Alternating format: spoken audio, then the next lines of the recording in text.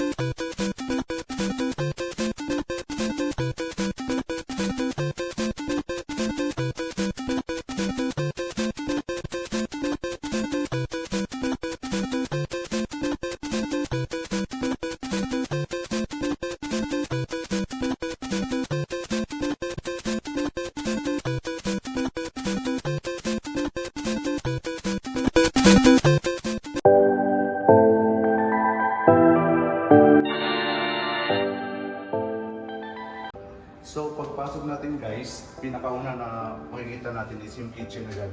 So originally, white yung backsplash nito, yung paint nito, white. So by the way, ang gusto pala ni client is Scandinavian touch ng glam. So ang pinili namin kulay ng backsplash is may pagka-gold siya. So parang may touch siya ng glam.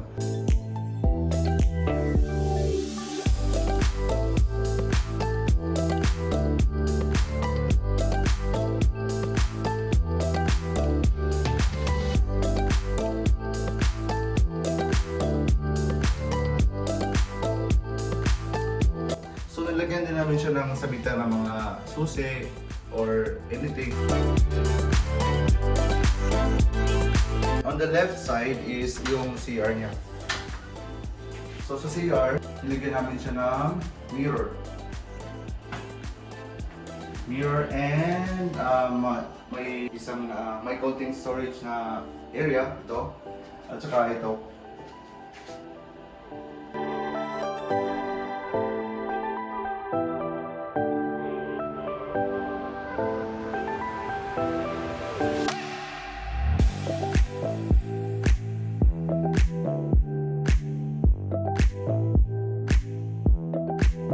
So after the kitchen, ito na yung dining area natin. Lahat ng ginamit namin furnitures, ready-made na lahat kasi nga gusto niya yung pangmabilis na lang na makeover. So, ito din lang yung mukhang maganda ito guys. Ginamit namin is Nordic chair para mag-complement siya sa Scandinavian na vibe sa air. So, dahil nga Scandinavian, ito yung placement. Ang ganda na sa namin guys, parang budol fight.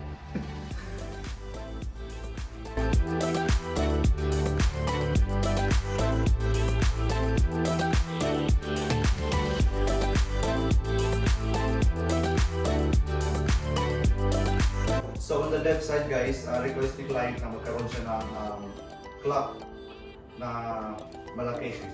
So ito yung ginamit namin, yung DIY na clock. And also sa baba niya, ito yung para nagsilbing foyer niya. So lagayan ng telephone, tsaka at the same time, shoe rack din siya guys. Ayan.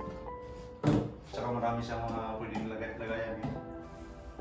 So next, ito yung isa sa pinakagusto ko na part sa makeover namin. Ito yung living area niya. By the way guys, itong part na to, originally white talaga to. So para mag-complement siya sa kabilang side na itong wallpaper na to, pinili namin itong kulay na to. Ang pangalan ng kulay nito is biscuit. Okay? So may pagka-brown siya pero hindi masyadong brown. Kung wala kami nilagay na design dito, magiging plain na siya. So we decided na lagyan siya ng molding. Itong molding na to guys, hindi siya plastic, foam siya. So maganda siya kasi hindi siya inaanay at saka waterproof din siya. And very easy to install kasi ang ginamit namin dyan is yung no nail lang na pandikit. Right, so nilagyan namin siya ng frame kasi nga Scandinavian, so ito yung binili namin frame. Mga gabi-gabi. Gabi-gabi. So since gusto ni client na magkaroon sila ng sofa bed, ito yung binili namin sofa. Alright, so kasi apat sila, so pwede dalawa dito sa sofa na to, pwede dalawa yung matutulog. And dalawa din doon sa bedroom, so pipakita ko sa inyo mamaya yung bedroom. Throw pillow namin guys, binagay din namin siya sa design namin na Scandinavian.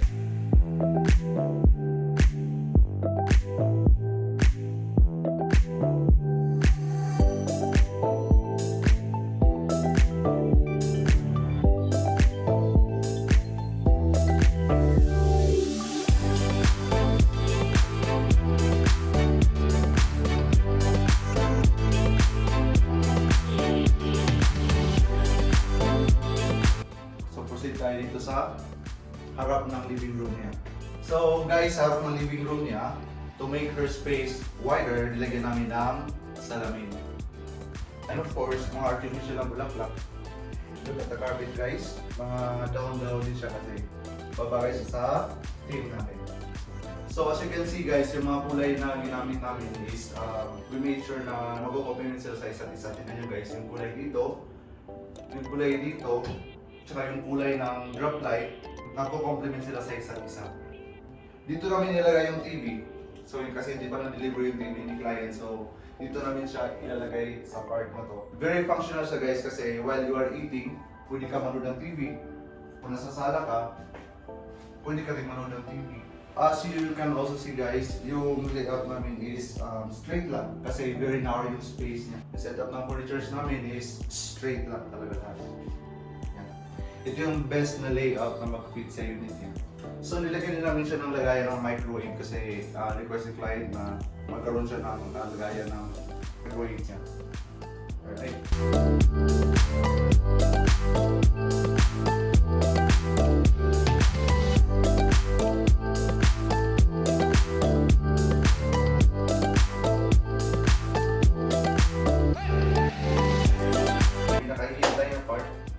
Let's proceed to the bedroom.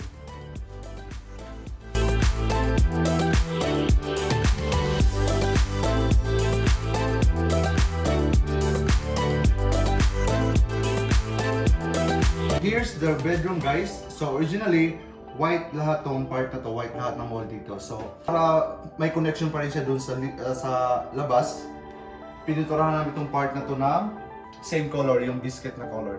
Kasi pag dito ka kasi sa labas nakatingin, guys, makikita mo yung part na yan. So kung hindi namin piniturahan ng biscuit yan, latang-lata na ibang-iba siya sa labas. So we decided na piniturahan siya ng same color. So para magkaroon ng texture yung wall, guys, nilagyan namin ng molding. So itong part na to, kahoy lang to siya. Kahoy na siya, so, di ba? May texture na siya. Para magkaroon ng buhay yung wall. And here, guys, nilagyan namin ng wallpaper. So bagay na bagay ang wallpaper na to sa Scandinavian na theme. So at the same time, para naman para hindi blank yung wall, nilagyan namin ng mga frames like this. Frame on this side, ito yung headboard niya. Nilagay namin dito yung tatlong salamin na to kasi masyadong busy na itong part na to. So gusto namin itong part na to parang simple lang. So ito lang yung nilagay namin. Ang ganda ng bed niya, guys, kasi mayroon siyang dalawang storages sa ilalim na. At saka yung maganda yung kulay niya, guys. So nabili namin to sa Mandawi. I-check nyo, guys. Pati itong yung bedsheet na ginamit namin sa Mandawi nito nabili, yung bedsheet saka yung wall, nagko-complement sila sa isa't isa. Ito yung vanity area niya kasi, di ba, napaka-functional. Pagising niya sa umaga, mayroon na rin siyang storage sa ilalim. Ito, guys, ready-made na rin to siya na storage. Katabi niyan, ito yung closet niya. So yung closet niya, nabili namin siya online. Ready-made na rin siya. Ito yung closet niya. Maganda siya, guys. On top, guys, makikita mo talaga na sturdy yung taas niya, kaya pwede mo siya lagyan ng mga maleta. Kasi sooner, ilalagay ni client itong unit niya sa Airbnb application. Naglagay din kami nito, guys, ng shelf para lagayan ng mga cellphone or mga libro, kahit ano. And lastly, guys, ito yung pinaka-gusto ko sa lahat. Invisible ceiling fan. So, maganda siya, guys, kasi tricolor na rin siya. Yan. One, super warm, and pure white. Yan yung alisin niya, guys. Mawawala yun siya. Kaya tinawag siya invisible. Kasi nawawala siya pag naka-off siya. Pag i-on mo siya, yan. Para siya mag-focus sa mga ang ganda. Saka ang lakas ng hangin niya, guys, saka hindi siya maingay. Yun yung maganda siya.